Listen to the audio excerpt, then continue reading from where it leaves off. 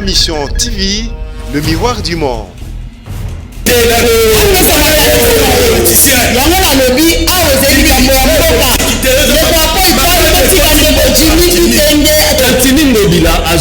Décision docteur Mouye Malobaki, on a besoin de 135 millions de dollars. Deuxième moment. Est-ce que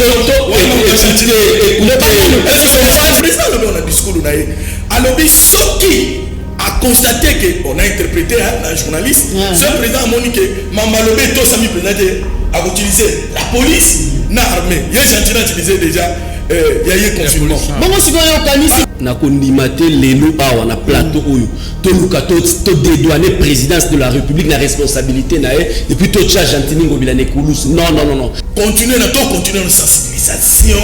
Moutou est dans la sensibilisation. Qui doit comprendre qu'il y a un danger. Ceux qui doivent comprendre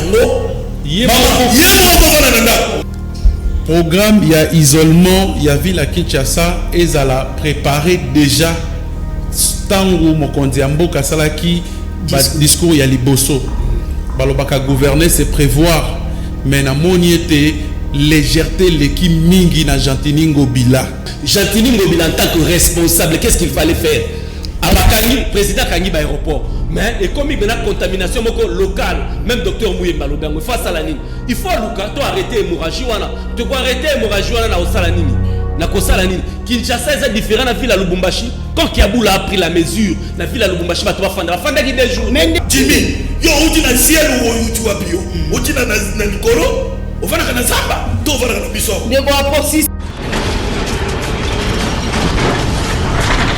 Ma Mission TV, le miroir du monde. Merci Canal Presse. Nayebi ke bozali ebele wana ndenge bomesana kolanda biso na kati ya émission na bino bolinga mingi Canal Presse oyo ndeko Zulu apesi biso na maman pour na mois de la femme opportunité pour to koleka pe ko débattre na bino maima kotala o etali actualité ya mboka na biso. Lelo bomoni ngai Evelyne raconte ya RTNC2 nazali wana pour na ko présenter Canal Presse pote elongo na ba invité toza na bango na plateau te ba ndenge ni to ko kotala mai etali intérêt ya mboka na biso. Lelo mingi Canal Presse lelo to kolobela confinement à Kinshasa annoncé par le gouverneur de la ville Jantini Ngobila. Mais avant tout comme nous na info ya lelo tota nanu ba info autoza nango pote to débattre sujet na biso ya lelo. Info ya d'après le docteur professeur Mouyembe, il a au moins besoin de 135 millions de dollars pour permettre riposte ya corona. Pesaye mbongo wana tokoye bango kakawa na ba invité na biso info ami balezali. Les présidents sectionnaires de la Ligue des jeunes membres de l'UDPS ont à l'unanimité rejeté la décision irrégulière 005 de Kabound suspendant le secrétaire général adjoint Guy Bao Ebamou et encourage le secrétaire général adjoint Guy Bao à poursuivre avec la dynamisation des activités du parti tant dans la capitale Kinshasa qu'à l'intérieur du pays. Et les combattants sont appelés à garder leur calme et à ne pas céder à la provocation de M. Kabound. Wanezali ben photo zanango tokoyeba pe toko débattre ango mais mingi confinement à Kinshasa annoncé par Jantini Ngobila. Quelles conséquences? Bongo na lobi ke nazalinga imokote pona pour débattre invité on est boyebi bo messane kolanda Canal Presse nazali na ba invité Jimmy Kitenge ya PPRD bo messana ko mona na Canal Presse tozana lelo pona masolo ngo tozana ndeko Edmond Izuba ko azali journaliste mopanzi sango bo messana pe ko mona pe ndeko apo ipan akoya ko rejoindre biso kala mingi te na bango elongo nde tokotala mais matali confinement ya ville province ya Kinshasa bandeko batali boyebi te bokono oyo ezali bokono oyo eningisi mokili mobimba totena mikili ya bapaya totena Italie na Chine sike bandaki babi ezeki foyer ya tomona kikuna na province ya Yuan ndenge bakangaki basali confinement bato sipe kala mingi bokomona bakofungola ba frontière pote bango ba respecter mibeko wana tomoni na Italie ndenge bokono ko boma bato mais mingi na minute nanu penza kolandisa mana ba chercheur nanu bazu penza qui se lutter contre boko yango wana na cadre ya ko battre la côté maladie et panzanate déjà bandé ko annoncer pour na ba pays africain ba bandenge nini ya kozwa ba précaution face à makambo wana yango wana OMS a recommandé ba geste barrière auto bengi lavage ya main ezali ko salisa neti nga Evelyne raconte nde na ina yaki déjà na sukola ki maboko na ngai na kota ki na sukoli maboko oza na gel désinfectant otie na maboko na yo pona ko mibatela toza pe na auto bengi distanciation sociale to ko batela moi distance ya 1 mètre na moninga toza na auto bengi ko boya ba rassemblement pe toza na mesure ya confinement mais tant total to monite na kati ya ba mesure wana nyonso ezali o ba mesure o OMS azopesa biso po to ba ndenge nini to ko mi batela po tango ba chercher ba ko sala to moni ba pays ya mikili ya poto epesi ba mbongo ebele ona ba meka ko luka ba kisi banganga mayele ba yekola ba luka vaccin to moni ba ko lutter na chloroquine et tout mais sikoyo lokola nanu kisi ya solo ko bundisa ngo ezate nde ba mesure wana OMS apesi biso ya prévention yango wana toko beta masolo wana ndenge na robaki na Jimmy kitenge ya PPRD Edmond Izuba apo ipana kolanda biso wana nyena banana ko pesa bino mbote ndeko Edmond mbote na est-ce que sikola ki maboko na sokola ki ko tuna profiter na gel désinfectant na yo pe na alcool ya ndeko Jimmy kitenge pona ko sokola ba micro. Comment ndeko Jimmy? Merci maman, bonjour. Bisonde tozaba acteur politique. Au-delà du fait que tu es acteur politique, bisonde photo sensibiliser population. Na ko sensibiliser population biso moko to bandaki déjà ko sala makambo wana ko sukola maboko à tout moment, à chaque fois ko garder distance na ba ningo yoza na bango ko éviter ko loba makasi parce que soye ko ti ko bime pa na yo et que pa ya mutu mususu et puis ko soutenir ba mesure nyonso ba konzi ya mboka ba ko vra mikolo yo pona survie na ko sauver ville ya Kinshasa. Yango wana pona survie na ko battre la ville province ya Kinshasa. Totali tolobite Gentini Ngobila oyazali gouverneur à ville province à Kinshasa après ça ki bongo ba mesure out ko loba lobi tolanda ki ma mesure ya confinement to monite na bamboka musupe ba saleli yango pe totala nanu na osenga Serge Makoso apesa biso nanu élément auto kotala na mboka Russie ndenge nini Poutine yepe azui mesure ya confinement ya sala yango ndeni tolanda nanu Serge Makoso.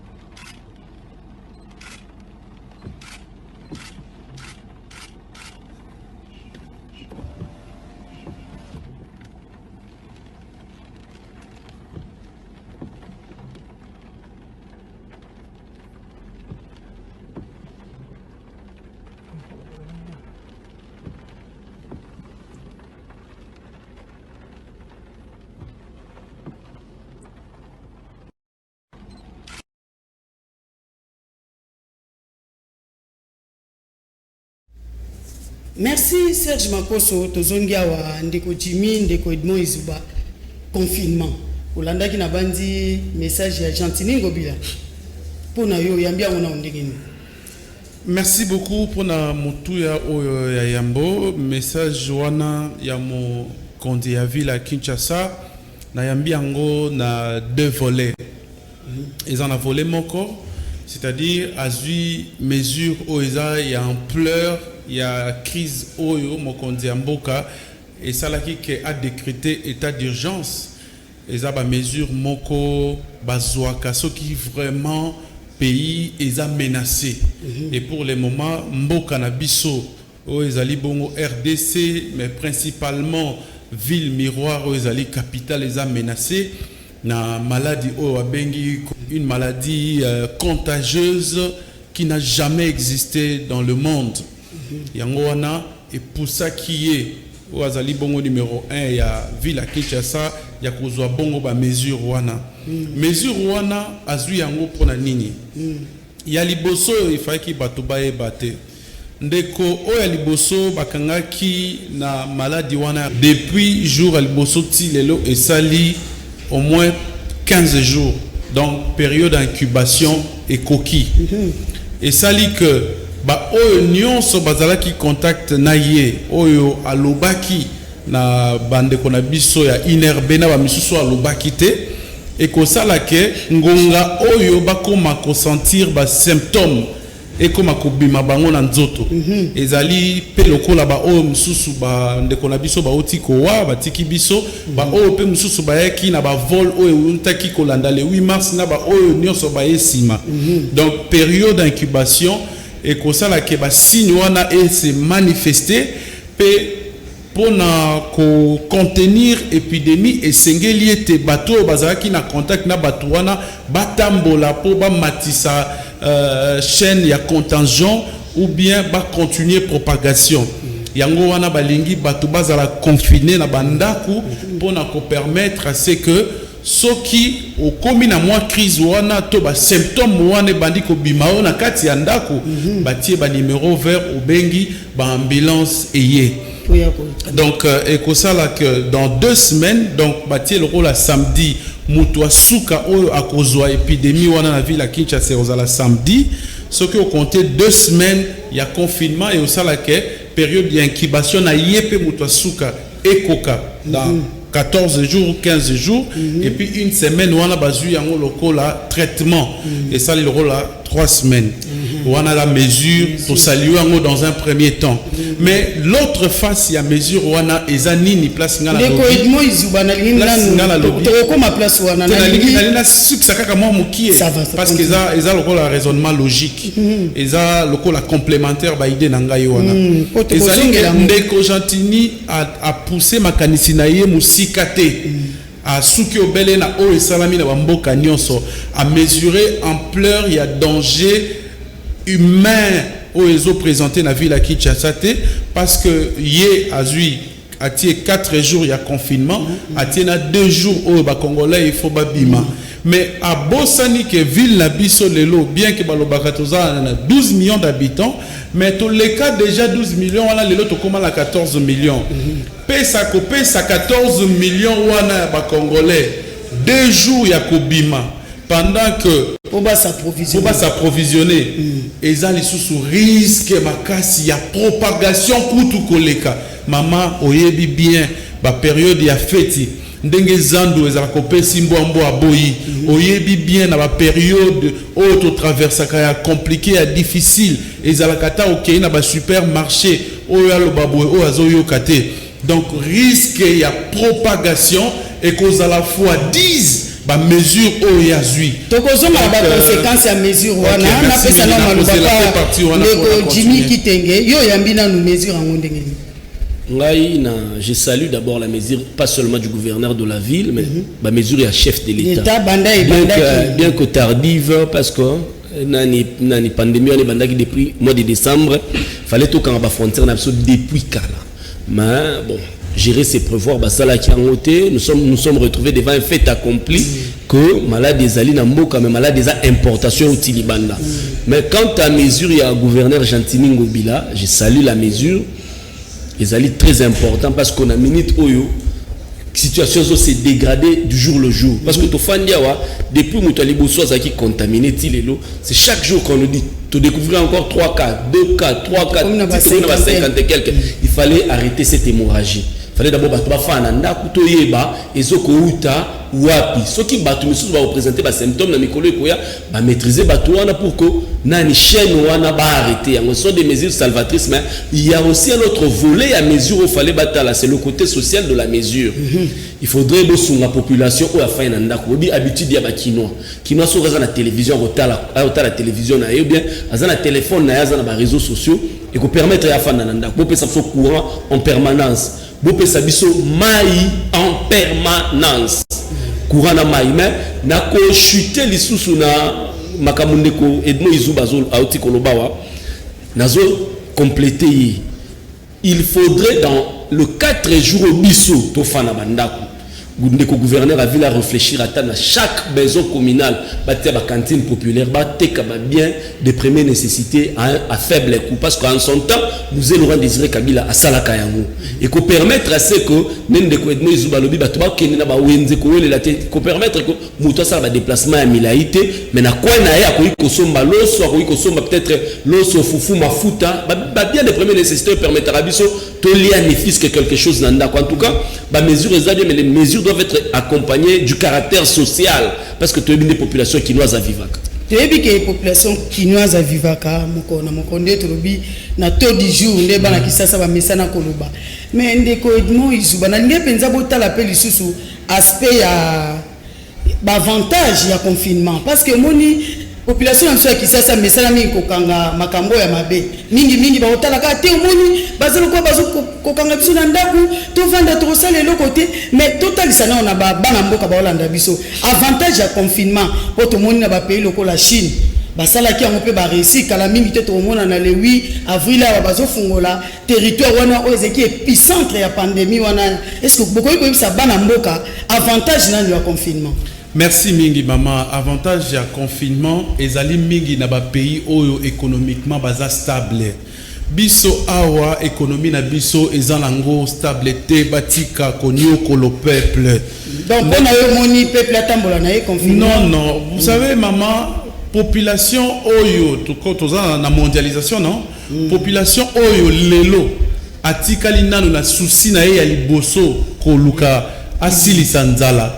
Aza population oyo aza capable akoki kokufa pona likambo ya mukie soki opimeli ye mwa kolia na ye soko kei na Chine kuna makambo ya kolia ezalaka lisusu priorité na bango te bango ekoma makambo ya ba cerveau ba réfléchir ndenge nini bako bloquer ndenge nini ba scientifique ndenge nini ba laboratoire ko sala soko kei na France okei na ba pays mususu o ba décision ne zwami ozui même ba pays mukie ya mikie lokola Rwanda bakomi même na possibilité wana ya kozwa ba mesure à confinement pe ya kopesa 45 millions de dollars na ba opérateur économique privé pour na ko faciliter bango ba ye bandenge nini ya kokoka ko supporter ba manque à gagner na bango pe ya ko servir population c'est-à-dire bomoni neti na pese exemple ba supermarché na biso to zalango atongo pe route ba supérette des marchés parce que soki na pays mususu romona peneza nde ya minene pe koleka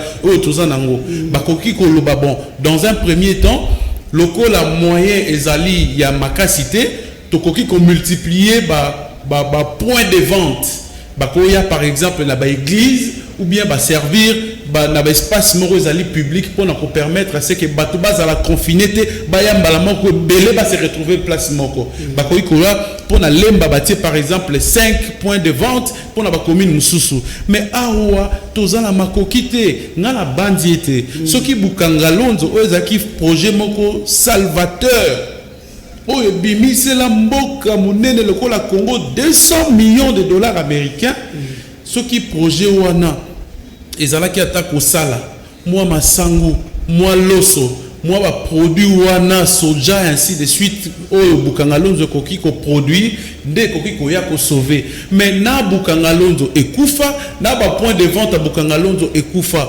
mboka oyo esi ba boma yango Gentini alingi aya ko bomisa nde lisusu ba quinoa ndenge ezali awa mama soki opesi ba quinoa 2 jours bakovanda nzala ya 4 jours na nzala wana bakoluka ba cotiser parce que balobi moi service minimum eza à l'état est-ce que ba agent fonctionnaire à l'état ba futi bango na bandité peut-être que moi mbongo wana ko bima pendant que baza en confinement tango siko au confinement et kosila est-ce que Gentini ngobila akozala susu na makasi pe na discours oya kopesa pona ko faire respecter ba bengi ba geste barrière distanciation ba nini wana nyoso non ngala moniete soki confinement esili na 2 jours apesi risque à propagation ezali makasi lokola nalandaki médecin moko to salaki na émission na BBC alobi ba kino ebele boko mona ba africain belé boko mona baza déjà la maladie yango baza nango mais ils ont manifesté nanuté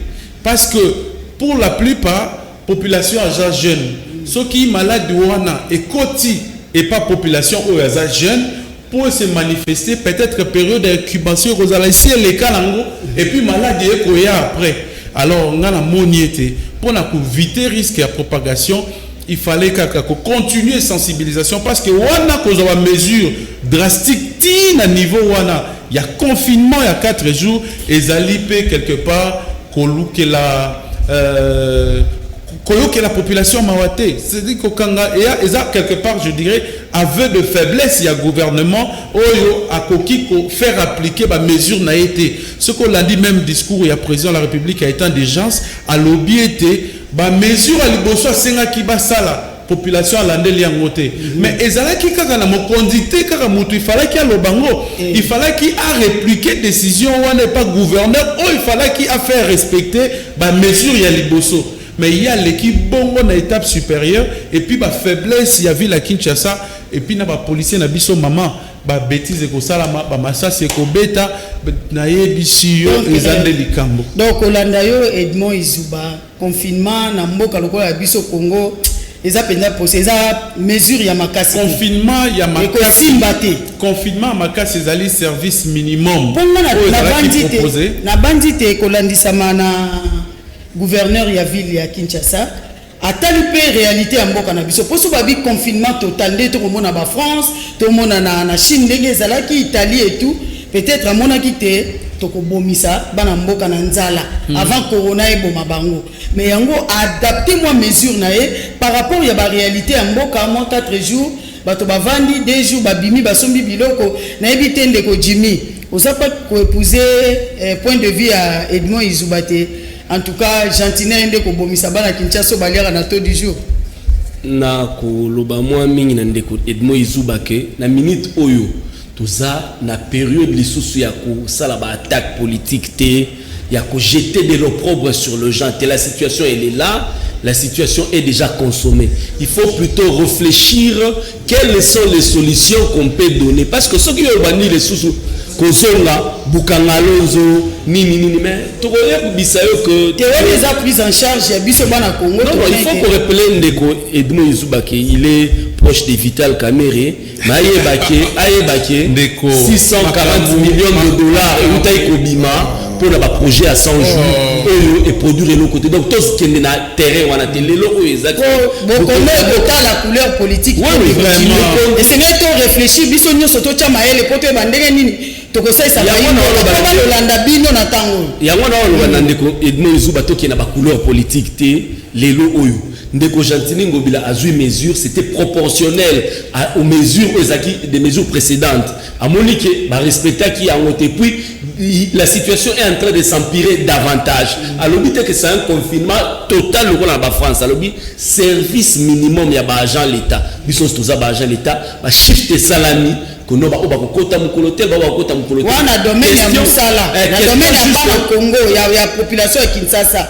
Oya bimaka na tongo akeko luka lipa ndete esika na tobeti. Maman, la vie humaine passe en priorité. La santé de la population passe en priorité. Quand on est responsable, c'est la santé d'abord, la vie humaine. Tout le monde qui ne Jacques Kiaboula. Il suffisait soupçon. Nakati avion, il a fait 2 jours. Moi, je connais le Lubumbashi. Mais les gens ont respecté. Il s'est fait que contenir situation on a sorti mukolo kaya liboso e kota na mboka na biso et que bazoka ba mesure pour retracer situation ya ndekwana et puis kokanga aéroport mais toi la situation où on est noté mais comme situation c'est commis on se retrouve devant un fait accompli. Qu'est-ce qu'il faut faire? Il faut totika ba ndeko ba kende bazandu ba vivre vie na bango normal va se contaminer et puis les autres zaka sont à 50 respirateurs à supposer beaucoup il y a 200 2000 5000 malades. Vous les mettez où? Il faut prendre des décisions responsables. Gentilin Ngobila a levé une option, certes, et ça, certainement c'est une mesure impopulaire, mais une mesure impopulaire salvatrice, parce que la population a minute de santé, yo Luka, on l'a du jour au jour, mais quand ta santé n'est pas bonne, on l'a fait faire on commet la maille de autant la télévision de un responsable, un gouverneur responsable, c'est lui qui prend des mesures, mais mesures et qu'on s'avérait impopulaire, mais c'est pour le bien de la population. Moi, je salue les mesures de Gentilin Ngobila, mais je lui dis, en tant que gouverneur, en tant que père et à ville à Kinshasa, à permettre à ce que moi, biso,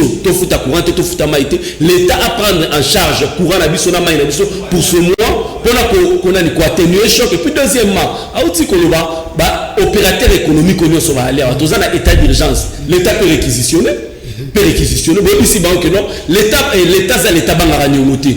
Au lieu de peut-être une alimentation X, au lieu de régal, la tech à régal, ouvrez des points de vente même dans la maison communale.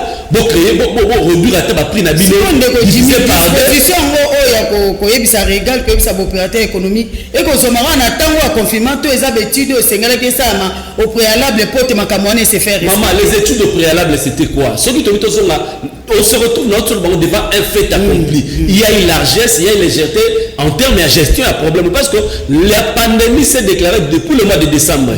Qu'est-ce qui manquait au ministère de l'Intérieur, le Gilbert Kankonde, à Kanaba Frontière, parce qu'il y a une gérance territoriale. Depuis le mois de décembre, ils pouvaient le faire. La Russie en avait fait depuis longtemps. Mais le coup là, c'est là qui a noté. Le coup la largesse, c'est ça, mais on se retrouve devant un fait accompli. Qu'est-ce qu'on va faire? Il faudrait prendre des mesures drastiques pour sauver la population parce que vie la vie se faisant en danger. Tolandi pour sauver la population vie en danger, confinement, ok, Kolanda Jimmy Kitenge.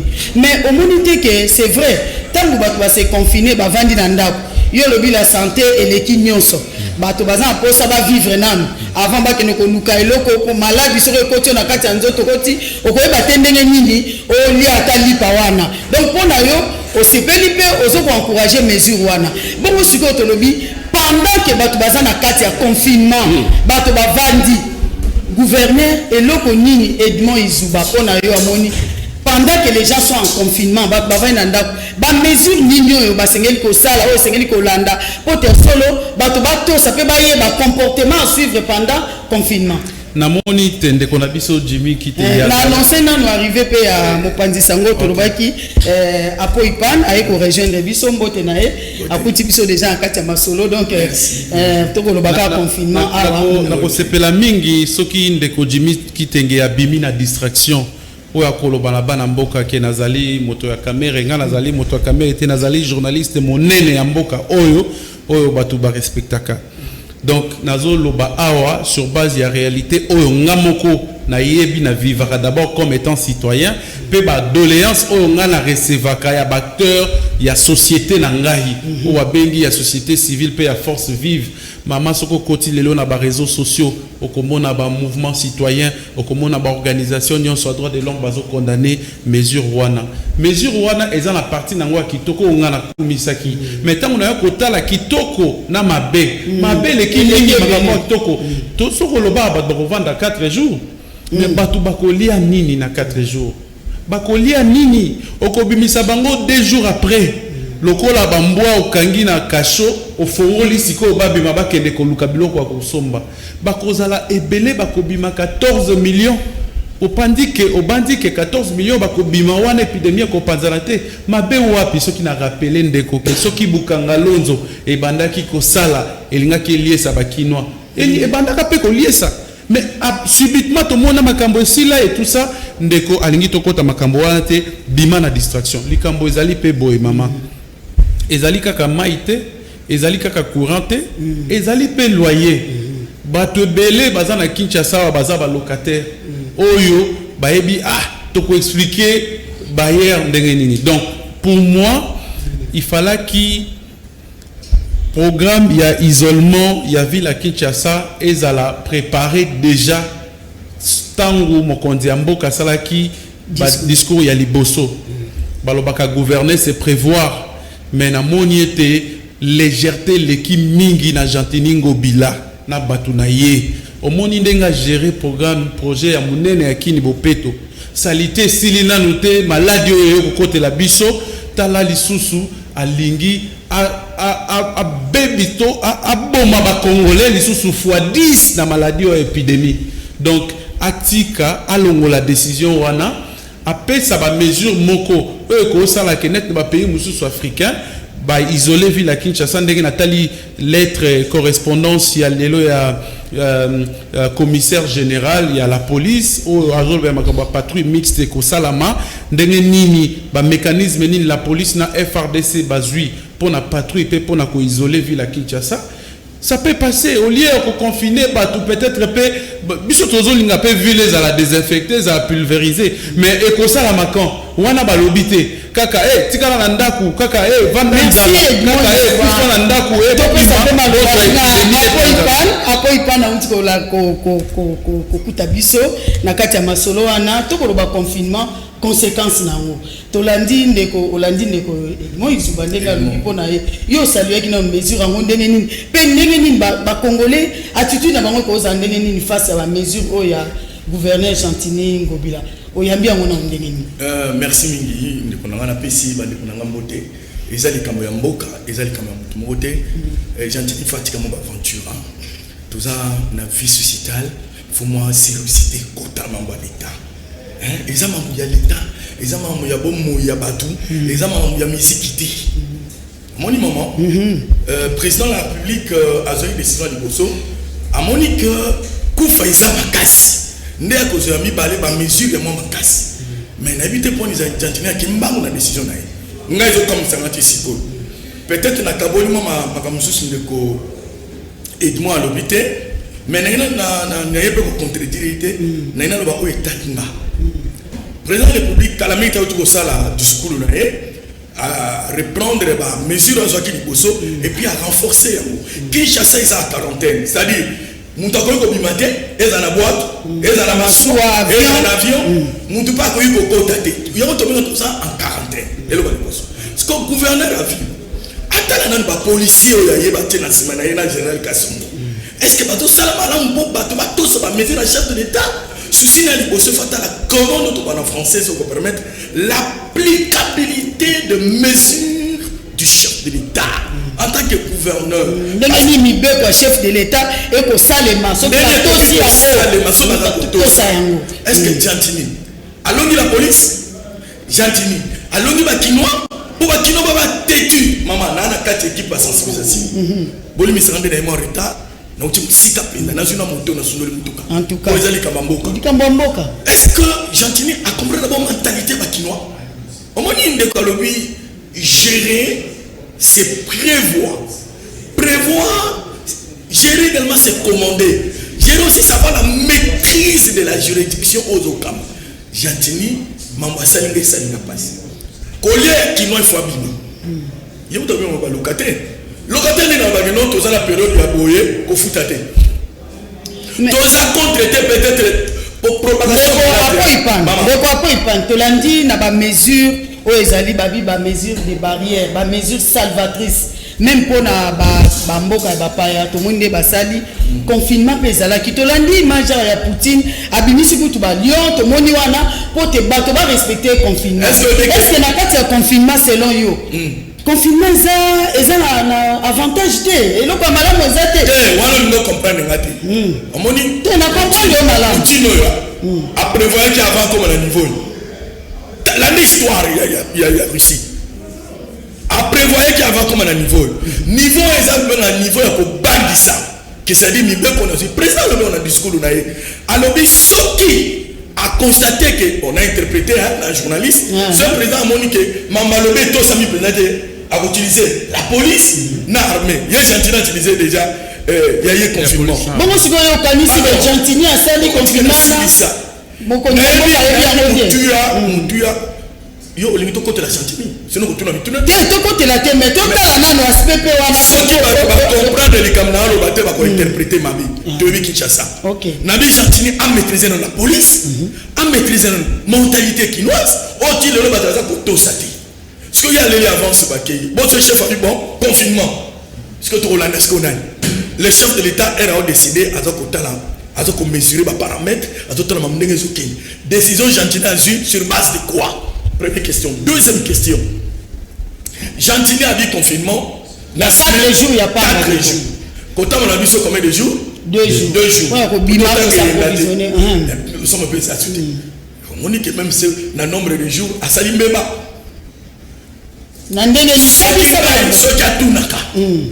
Papa Zelana. Continuer notre sensibilisation. Nous devons la sensibilisation. Qui doit comprendre qu'il y a un danger.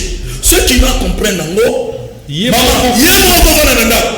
que la sensibilisation, il y a l'élément confinement. Confinement, il y a la carte. Il y a une section en direct dans RTSABI. Papa, pour appeler au principe, peut-être aussi le coronavirus, qu'on vend dans le missile.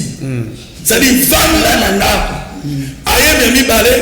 Tika bitambola tambola do l'odon qui s'y mit balé wana bitango les angatina mais président sur l'explication président mutako bima fa bima na tina papa pona bimis ko na tiki famille pour obéir à l'émission so ina longo na RTNC ezanatina mama nazo ni kama la police décision ne ezama be so ni réponse na boyango ezali mabe aide ba tali sa ba mboka ba mona ti aide bango te ezali mabe pona nini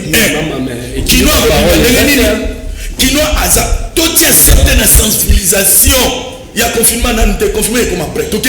Mais il y a la sensibilisation, confinement, ça la carte. Oui. Mais dans l'autre côté, vendre la missile, on n'a pas précisé. Tout va là. C'est dans la sensibilisation. On dira ça avec des décisions besoin. Donc dans la police. L'homme a salué émission, n'a conseiller principal à chef de l'État, n'a communicateur personnel. Il y a mon Konzamboka, M. Feli Kabala, n'a RTNC en direct. Na docteur Boissa, mon docteur Mounena, bien qu'Azana Namuka, les gens ont mal compris. Il y a eu un tas que Munganga. Et eux, ils ont la couleur. Après mission, Nabimi, au moins il y a un place de Moutou Souki. Moi, en réel, pendant le cérémonie, moi-même, j'ai vu la Jeep 12/01. Jeep, mais des sentinelles d'aventure. Moi, j'ai vu, on m'a pas dit, moi-même. Jeep, la PC numéro Jeep 12/01.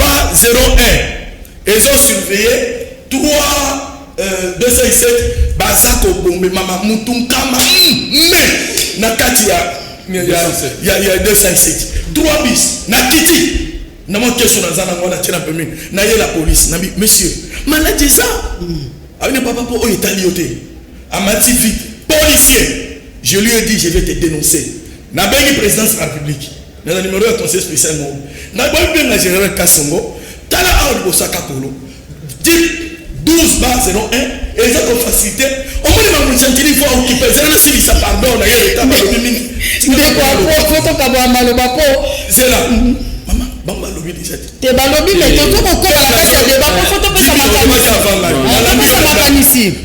Si on est, Biloko Gentini, il faut l'équiper. Comment la décision ils ont mis ezali na kati ya ville na ye pour la kusukisa ngai moko oyo nazo ya na komi na rond point Pongabi na kuti soda zo zwango na kuti soda ngabi papa oli na kiti ponga kitala ngai na mona matekna sportif mettre karatéka premier dame donc policier ngazo murote moko ba mona mutasambelaka journaliste abundi parce que na ki apanza pareil Namine papa, bazo pekisa batu batonda, biso batu batondi. Yo kanga yango, yo zozambo. Ana na bandi ko filmer, ababinga pare, abamba bise ima na bana image ekokende et pas général Kassongo. Abambia pare. Po abanga nazi apare wana nake na sukisa wana.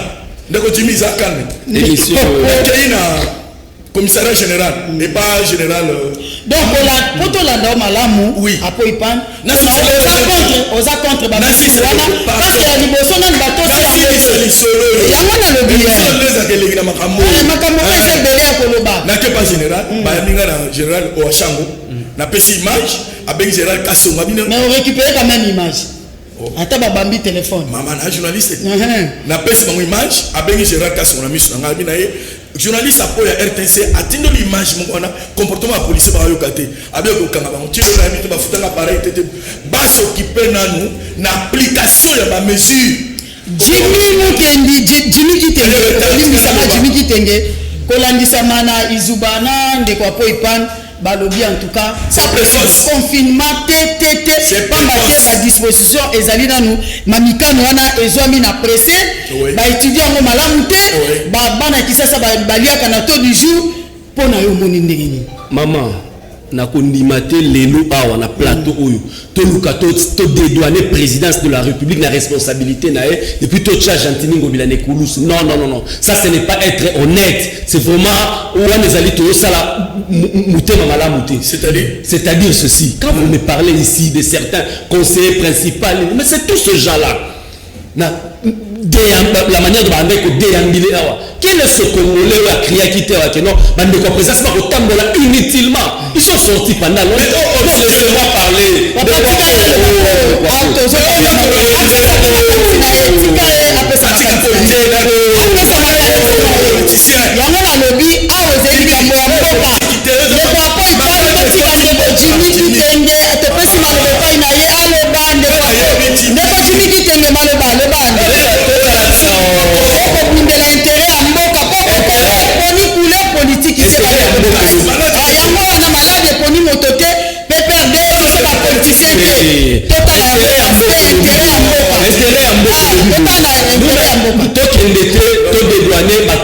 Quand on est en train de parler de la police, je ne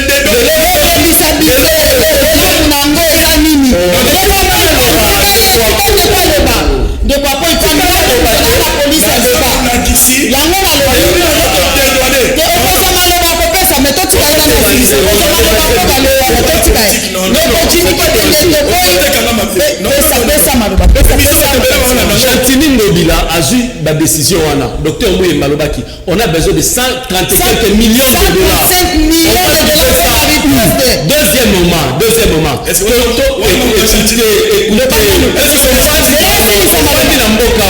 depuis quand il y a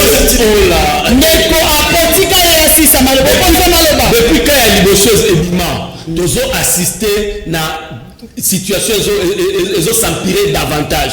Jantini Ngobila en tant que responsable, qu'est-ce qu'il fallait faire? Abakani, président Kangi aéroport. Mais et comme il y a une contamination locale, même docteur Mouye Malobango face à la ligne. Il faut arrêter l'hémorragie. Tu dois arrêter l'hémorragie au Salanini. Na kosala nini Kinshasa est différent de la ville à Lubumbashi. Quand Kiaboula a pris la mesure, la ville à Lubumbashi va fanda qui 2 jours. Mais ndeko jimé 4 jours il y a confinement, 2 jours bandeko ba bimi. Au bandité que tant ba bima contamination ko ça maté. Maman, le souci de la mesure de Jantini Ngobila. D'ailleurs Jantini Ngobila, il ne le fait pas Yemoko. Certainement que tous les services, même la sécurité, tous les services étaient contactés. Tout le fonctionnement à l'état n'engé ça les maka. Ba service n'y sont allés contacter. Même la présidence de la République était contactée quand Jantini est en train de prendre cette mesure. Et ça qui est écoutez, Tozoluka Tokata Chenwana. Pour la Okata Chenwana, il faut observer. Ce qui attend à 2 jours.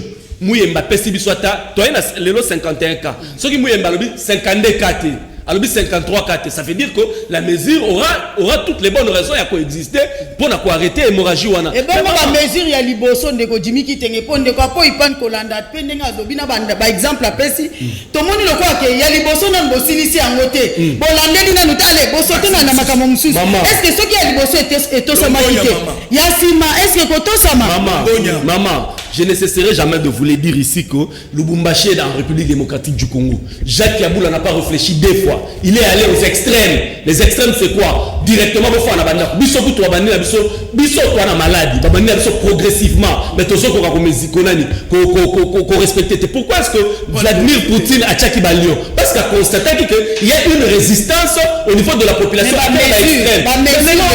Aïe abanga bamba Jantini Ngobila, gestion à la police. Écoutez, Jantini Ngobila, c'est l'autorité de la ville, c'est la tutelle peut-être administrative, mais la tutelle technique de la police, c'est quoi? C'est le ministère de l'Intérieur. Qu'est-ce que Gilbert Kankonde a fait pour sécuriser nos frontières afin que maladie contaminée? Qu'est-ce que tous ces conseillers du président de la République, ils sont partis, ils vont voyager belé, l'autre on a besoin de 135 millions de dollars. Ils sont malades. Qu'est-ce qu'ils ont fait pour arrêter cette maladie? Aujourd'hui, on veut diaboliser Jantini Ngobila. Ce sont les mesures, ils ont des suites logiques et ma mesure à Mokonzamboka. Ce n'est pas qu'il a pris ça d'une manière unilatérale. Arrêtons de diaboliser Jantini Ngobila. Logique, Ndeko a posé qui problème na bandi tout à l'heure. La disposition ni Jantini Ngobila a pesi na bana kisasa na confinement pe ko bima. Tango azumi kano wana. Moi bana kisasa baliaka autour du jour Ndeko Jimmy. Mais na lobi fa. Bandi na ndako 4 jours durant. Basala ndenge nini na lobi mama na lobi ne pas ziwa apesa na makanisi wana pona la ndeke alobaki likambo ya sima ya ko s'approvisionner to lobi makambo na lobi ndeko Jimmy Désiré Kabila chaka ba cantine populaire pour accompagner mesures wana na ba cantine populaire cantine populaire mon côté eza na Kinshasa tika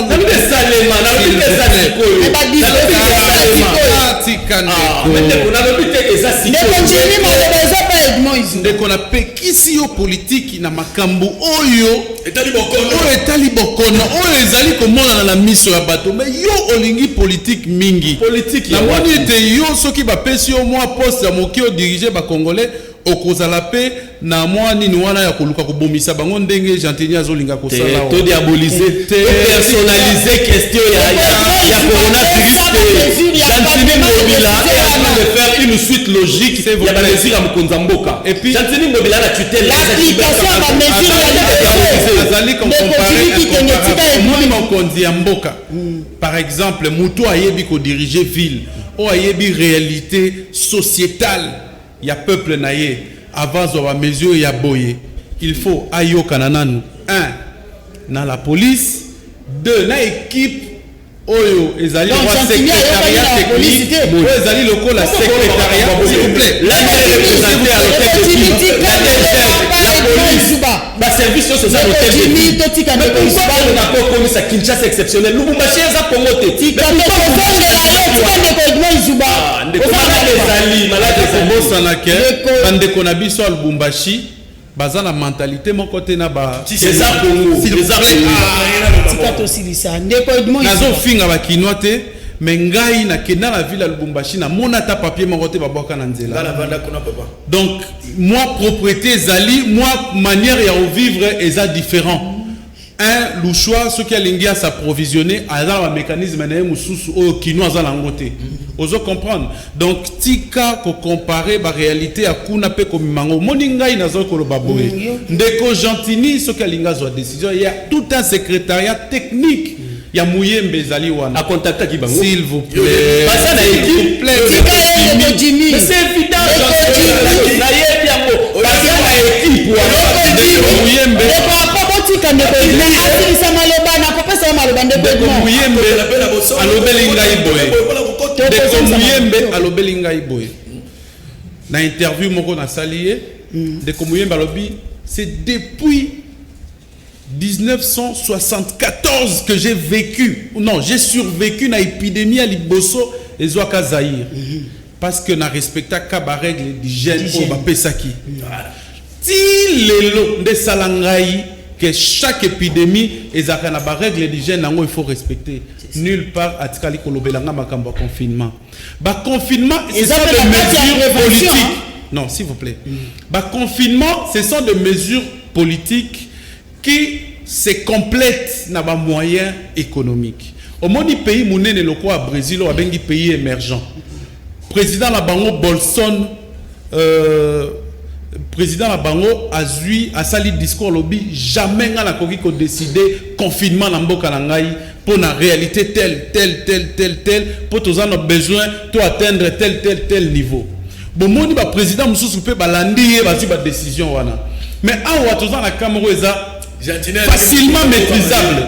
Ça veut dire que ceux qui va contenir déjà, va isoler ville à Kinshasa, n'a pas entré, n'a pas sorti, n'a pas surveiller le mouvement. Ils ont déjà première partie à Liboso, deuxième partie pour ne pas enfreindre Bakou famille. Vous pouvez leur sensibiliser. Mon sensibilisation est ça la même unité. Pembongo mukie o batiaki. Na makambongo et talibongo sensibilisation des salike et ça la mamakasité mais soki lelo na Gentini Ngobila na mokonzi ya mboka basali makasi ba respecter montant budget oyo ndeko na biso muyembe asengi ndeko mama na peso exemple moko Ebola ezalaki na Beni oyokaki balobeli makambo ya confinement. Or, c'est la maladie la plus dangereuse. Il y a RDCP, il y a monde entier. Oh, il y a makambo, il y a contagion, il y a maladie contagieuse.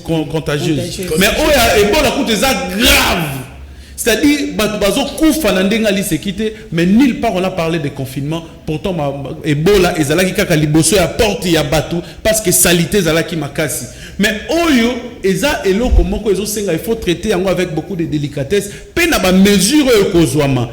Lelo Gentini Ngobila abenga batu na confinement, c'est trop tôt. Banda ko faire appliquer ba mesure ya mokondi. Banda ko yebisa batu nyonso ba respecter yango. Ndeko apo naza ko compléter ye. Ngai na venu na ngeza venu moza wa ba rebelle avenue Bandundu na commune ya Kitambo. Na moni bandeko policier baza koleka. Bakangi bato bakomela masanga bazaki bandeko mibale bafongola ki terrasse bakangi bango ngala tali na note oyo Gentini azwaki na décision na ye na arrêté na ye wana elobiete mutu afongoli tenancier oyo afongoli bar na ye il faut fouta entre 100 000 francs à 500 000 francs. bakangi azomela il faut afuta boye mais ba policier ba négocier bon voilà ti bandimi kozwa même 50 000 francs pour na batumi ça to bakanga ki pe batiki bango. Est-ce que wana policier a respecté maloba ya mokondi na ye gentini sanctionnera policier s'il vous plaît. Il y a un chaîne de commandement, le chaîne de commandement existe dans la police.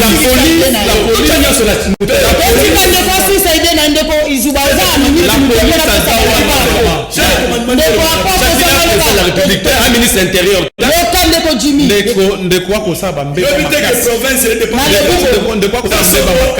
sous l'autorité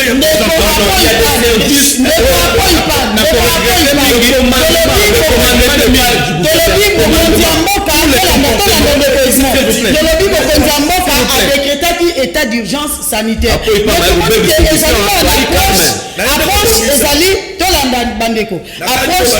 Approche ezali globale, c'est-à-dire éthique même domaine de santé to continue domaine économique ya mboka pe ba ezu ba branche nyonso ya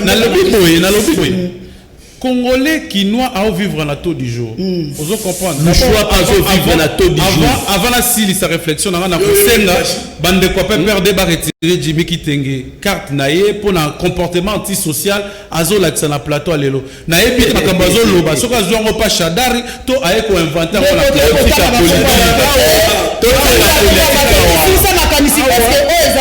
Etali biso etali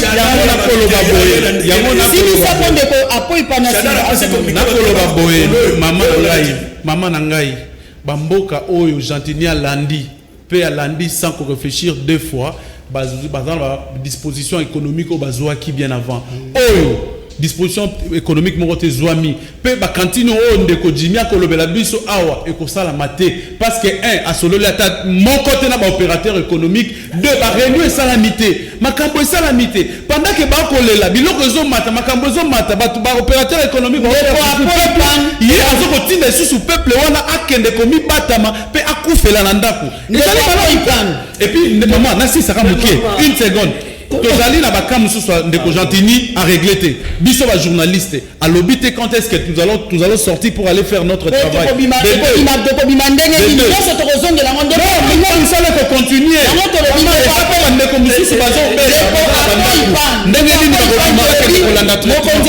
a décrété état d'urgence sanitaire. Mais l'obité approche ezali globale parce que étendre même dans le domaine économique et tout. Vie économie à mboka na biso est fragile. Na contamination pour l'obité et l'ongwe na maladie et l'ongwe na stade ya baka importé et comme il a contagion et ça na niveau ya biso moko awa donc facilement ba to ba ko kabona malade. Mais l'obité ko landisa mana mibeko a liboso au chef de l'état azwaki mibeko wana na to samité Gentini Ngobila alobité sengelito a confiné bato to va nanda na lingi otana na domaine économique po yo ki na l'état bandeko balobaki yango bakino ba vivre ndengeni et puis il y a mibale oyebisa biso balobité mosala etikali ka na administration publique ba journaliste et koza kako ya RTNC et koza pe presse mususu ya privé et koza mana ndengeni pona yo omoni yango ndengeni kokabola RTNC na ba journaliste mususu tozo ba patisa po to lobi presse balobi administration publique na base sur le plan économique na la ozongela ka Gentini na ngai lo na ngena mona na Gentini si mamibeko mkonza mboka angaka convoquer SNEL régie des eaux na fake après réunion nani la premier ministre asala na fake hier en tant que Kokozia et Kumba Kinshasa anga convoquer ba oyo yo bandi ki asala na ngina yo mama na zampa ndi sangote yo la ne on a bilili bo panza ngwa opa yo ko ngoko tele toko loba SNEL ngala sala en direct lobi bamso bitozola na calamité korengo kende bo finga ki Kabila awa bolobi pela awa so ngana natande ke ndeko mukendi so ntozo mapesi mamuke omoni beba onengeza li to sala ngele la critique est aisée là est difficile na molanda dimité loba pesa ba mokono poso to kena terrain ane miso ko katana SNEL a bengisité yasko na zabe molakisité to benango l'approche hostile holistique C'est-à-dire qu'il faut toucher l'aspect d'une manière générale, d'une manière globale. Ok? Conséquences économiques, et ça non. Maman, yo évite biloko que mati, ezala lumbashi, ezala awa. Ma biloko to kocha maboko yo, baba ocha on soupe ba alcool té. Et comme be ni no remine ba sala alcool sur l'alcool les acheter. Ba ko boma. J'entini ala na lo bato yo opérateur économique yo. Et batital. J'entini veno benye. Yo a convoqué par beaucoup mettre baboto ça peut être à tchandingi ça rien à suspendre bakandi galema. C'est quelle administration publique vous voulez nous enseigner? Nous on est des enseignants. Comment expliquer que toute une commune soit barricadée? Rappelez que la commune est barricadée à 100 mètres de la présidence. Donc c'est Gentini à 100 mètres de la présidence. Gentini en tant que gouverneur. Mouka ne vient pas pour Fungola Niniwara.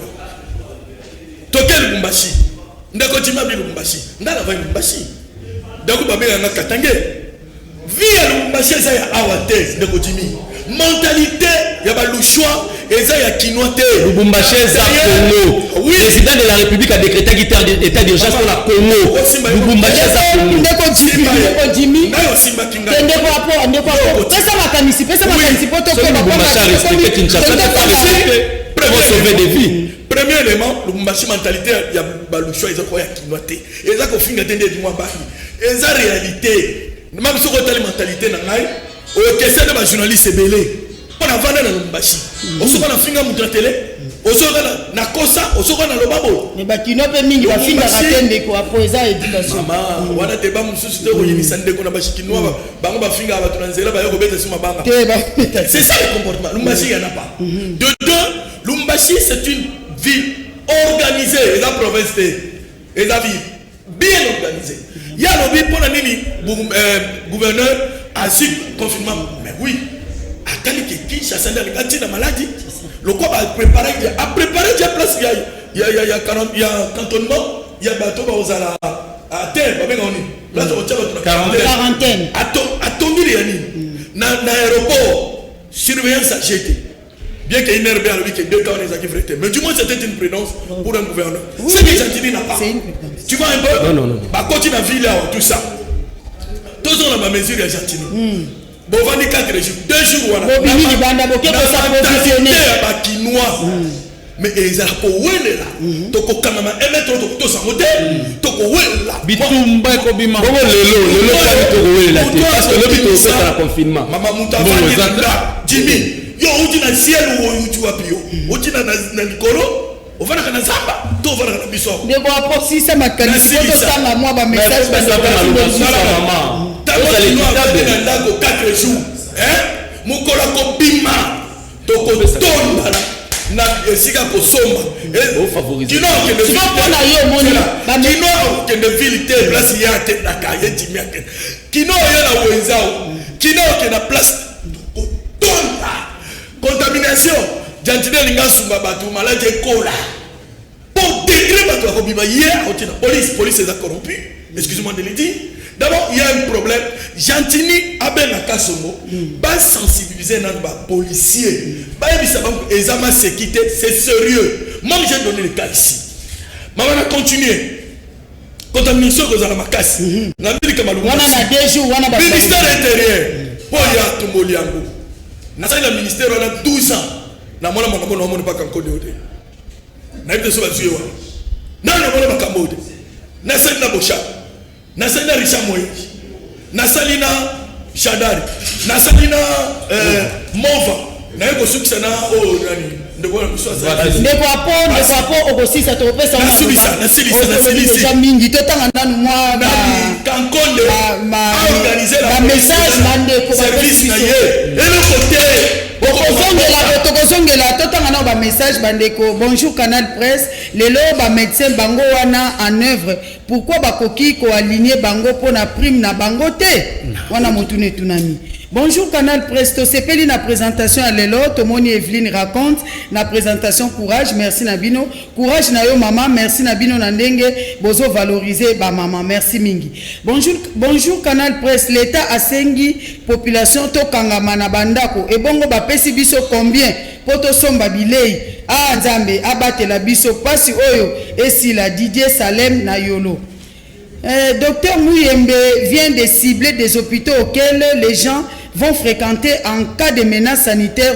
Est-ce qu'il a préparé les personnels soignants de ces différents sites? Il les a formés. Est-ce que ces gens sont vraiment formés sur tous les plans, c'est-à-dire psychologiquement, physiquement et moralement?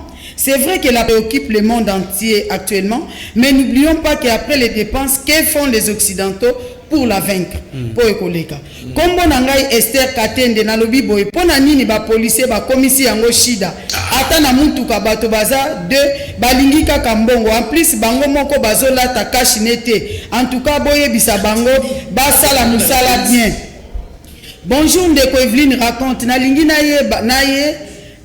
na yeba gouvernement azoloba nini pona personnel médical. Alors bato oyo bazwaka mbongo mingi baza na congé mais bakofutama député sénateur et ba ministre mais ba minganga oyo baza nanu non payé. Bonjour Canal Presse, membo kanabiso minganga oyo bakobatela ba malade bazali protégé te bazali kaka ba nouvelles unités sans salaire ni prime bakofuta bango batela et respecter mon ganga pona kokufa déjà na pasi. Bonjour Canal Presse, frère oyo alati chemise ya pembe azo raisonner bien te wana alingi peuple kinoa bakufa. De quoi pour alobinayo on a pembe. Bonjour Canal Presse, papa Izuba papa na biso ba fonctionnaire ba futi bango te po ministère ya budget eza confiné. Bonjour Canal Presse, to sepeli na présentation à lelo maman Evelyne Losako. Apo ipantika Jimmy Aloba Roger depuis Bandal. Apo azana raison ngobila beti libanda Blaise depuis Ngiringiri. Oyo gouverneur ya ndenge nini ifale ngobila Aloba na Lingala Michel depuis Kalamu. Ngobila Kimbo Peto échec avant na ye kimia aye lisusu na ba confinement ngobila kin ezana malchance te. Ndeko Edmond Izuba très intelligent. Ngobila na oyo asali akopesa bana na biso biloko ya kolia Paul Gombe depuis Gombe. Awa ngobila azwi mibeko ebongo presse kaka RTNC ebongo presse privée. Omoni bakonzi na biso gentini oyo asali biso bakinoa toyinie. Waneza moi ba message na kopesa mino maloba moko bo réagir na bandi na ndimo. Maman merci pour na maloba. Merci pour na maloba. Ngai na ko interpeller kaka bandi na so bakinoa to respecter ba mesure wana parce que docteur Mouyemba lobi contamination est commis locale. Maintenant pour to arrêter contamination locale, pour peut identifier côté zouta, il faut d'abord to faire na bandaku sima to koyeba côté zouta. Maintenant lingité batu bazwa eloko wana ba diaboliser kaka Gentini Ngobila. Gentini Ngobila c'est une suite logique des mesures prises par le président et le gouvernement. Donc les police ne bazolo ba police azalaka na commandement na commandement vertical ezalaka ba chef na bango Gentini a intervenir peut-être pour na financement na ville ya Kinshasa et puis na bloc à Miké mais le commandement est vertical. Donc va diaboliser Gentini te ceux qui bako responsabilité qu'on allait partager na gouvernement central et qu'on allait partager la présidence de la République na gouvernement provincial. Donc il faudrait pas diaboliser Ngobila ça la suite logique ya mibe. Gentini il fallait qu'il aille bisana no bakinois très intelligent. Merci beaucoup. Gentini il fallait qu'il bisana no bakinois batenu nini oyo ba policier bakolata pendant opération wana. Potozo mona la bamboka minene ba policier bazana tenu na bango moko ba kolata pour se faire protéger. Bamboka minene lokola ba France batu ba propager épidémie eza la police na ba agent mususu ya sécurité. Alors tokobanga mingi ke ekoma na Kinshasa ezala ba agent de force de l'ordre nde ba propager épidémie wana. Bandeko oyo ba oyo tali ba médecin na ba infirmier. Wana pe eza eloko koloba na ministère ya santé. Ye mutazwaki makambo le devant avant de konabiso Mouyembe azwa yango. Maman na ko peso témoignage kaka ya hôpital moko o ba sélectionner ngo pe parmi ba centre ba isolement malade ezali cliniques universitaires. Ba occuper étape ya likolo ya clinique universitaire batiki assez pour na ba activité normale. Mais depuis kaka ba occuper ya likolo ti lelo ba infirmier ba yakate ba banga ba pito mingi na ba malade pe bazoko bima bazoko kima. Donc on dirait sensibilisation dans le corps médical et salamité, sensibilisation dans la police, soit que ça la moussala maboko polele sans cache-nez, risque après ça battre épidémie et zali. Donc toza na ignorance moko de manière totale, ti e koti e pas na mutu Argentini. Donc na ko sengete ba banda nanu, ba lo en mesure Argentini ou ya confinement zangitina ceux qui ont besoin de pulvériser pe ya ko désinfecter ville, ba banda osala ngo de minuit jusqu'à 3 heures, ba osala yango. Ceux qui paient les sous, balingi batia batu bazala moins à l'aise, babanda ko former batu na place bazo ba mesure moko za drastique. Ndeko apo ipane bandeko ba pese longo na balobi en tout cas makanisi na yo eza malamu mingi po papa mo pe uti ko benga biso a partir ya njila lobi ba policier ba botoli mwasi na mikate na potopoto ngai na minito ba ko mela yango. To moni yo tie penza obeti sete mingi na likamona la police. Maloba suka pona yo moni. Merci maman ngai. Ndeko Jimmy babi naza ko kate maloba na obi se ndeko alobi bongo afanatika Jimmy. Jimmy asaka mayele mais abunga ka mingi. Malko zo soma maloba te to komina suka. Jimmy alobi ba répondre na ba question yo ba makambo ya Jimmy. Répondre à la question de tika tika. Il faut na lingola pa na muta ministère intérieur. Police provinciale ou le cas ça ko diriger eza sous l'autorité politique et administrative ya pas le commandement de la police est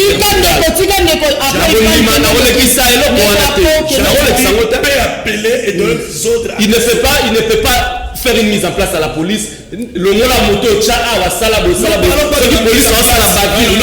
non il y a un ministère de l'intérieur le commandement est Tika ndeko asilisa maloba pamba te ba siso na 18h déjà parti à DGC la police est comment la batu ba téléphone ndeko apo ba la police la ba Gilbert quand on a la musala na ye pesa ba orientation ba pesi numéro 109 na 110 eza ko décaler ndeko moko azana njili a souffert que lobi kosukuse bandé depuis le 23 azoko sola anande mission aketi na inerbe ba ya liete yene ko na télé na bisa ki azon ale na moyi pour la kosuki ça na ningi bande ko ba comprendre surtout nga na boyi teke toto ça ba rédiger o ba lo parce que confinement c'est la carte de prévention les aina loloba toto ça yango ndenge minga baza ko lo bande mo kozamboka lobi pe okomona na kati nango ba lobi to na pe na bandako totambola bitambola tombola te donc confinement ezana kati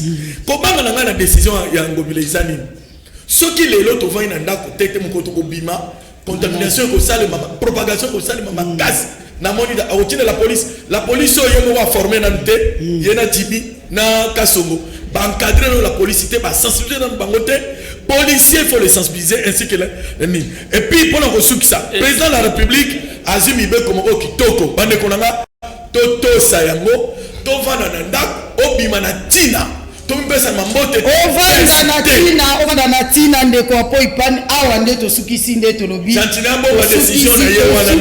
tosukisi canal presse ya lelo bandeko bokolanda émission susu lelo na 21h30 car na canal Kid.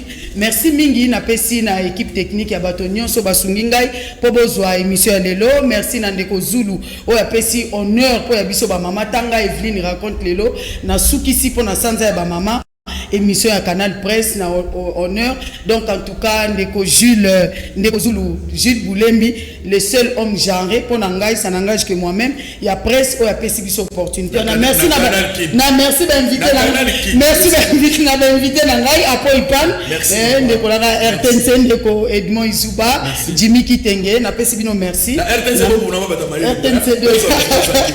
merci mingi na bino nyonso na yebi ke bokolanda émission na 21h30 merci na bino nyonso merci na Serge Makoso na bino nyonso bozeki ndete kutani na Canal Presse ya Mbalasima wana na mikomizali koya tota ndenge mokonza kokumba biso kimia pe boboto na kati ya mabota mabini. Ma mission TV, le miroir du monde.